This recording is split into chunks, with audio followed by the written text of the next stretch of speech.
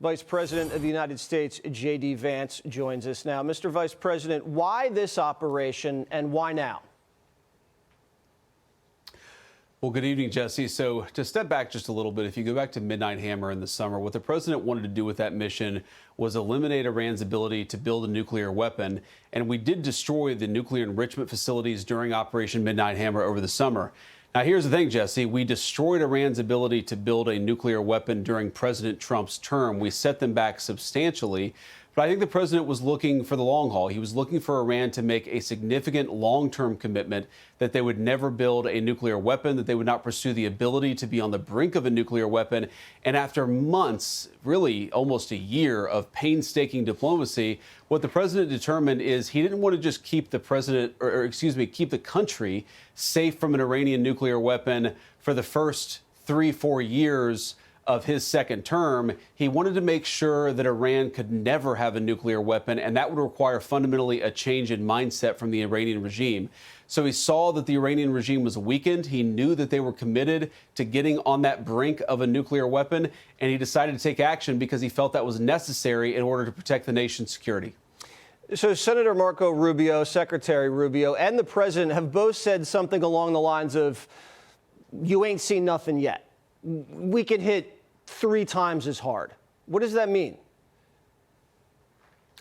Well, what it means, Jesse, is we have a lot of capacity here. I think there's a lot of chatter about what our objectives is, what our goal is. I mean, I think the president's been extremely clear about our objectives, and it's that Iran cannot have a nuclear weapon. But there's also been a lot of conversation about what are our capabilities.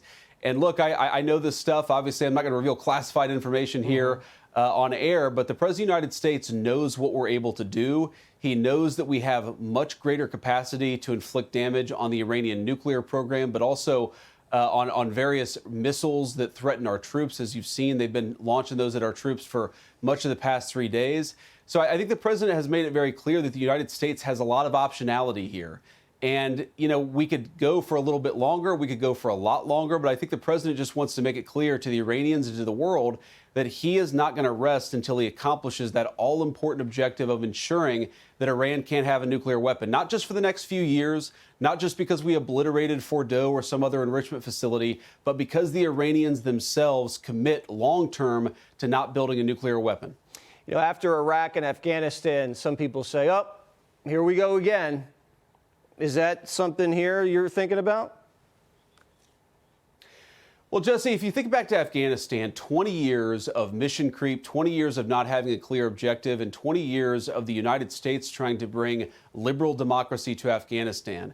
Iraq was a little bit shorter, but we were still in that country for nearly a decade with no clear mission, no clear definition. What's so different about this, Jesse, is that the president has clearly defined what he wants to accomplish.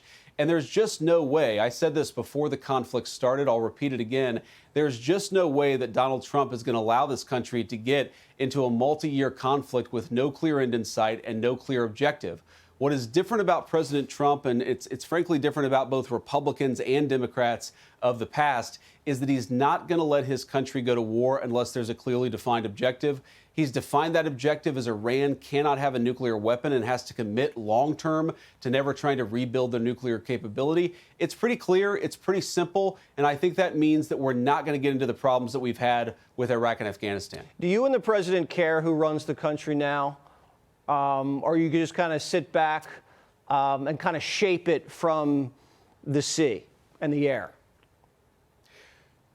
Well, I guess, Jesse, you know, in a perfect world, yeah, we would love it if somebody came to power in Iran who was willing to work with the United States, who was willing to show some respect to the United States, and again, most importantly, made that long-term commitment that Iran cannot have a nuclear weapon. But ultimately, Jesse, whatever happens with the regime in one form or another, it's incidental to the president's primary objective here, which is to make sure the Iranian terrorist regime does not build a nuclear bomb. So, you know, there are a lot of things that could happen with the regime. Obviously, the president and I would prefer that you have a friendly regime in Iran, a stable country, a country that's willing to work with the United States as opposed to, you know, bomb our soldiers and try to build a nuclear weapon.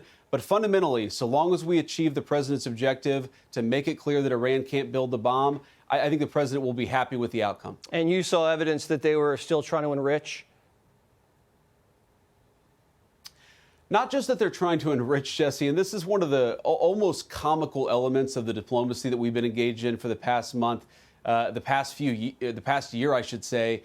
You know, Steve Witkoff, Marco Rubio, Jared Kushner, they did such a good job, such a deliberate job.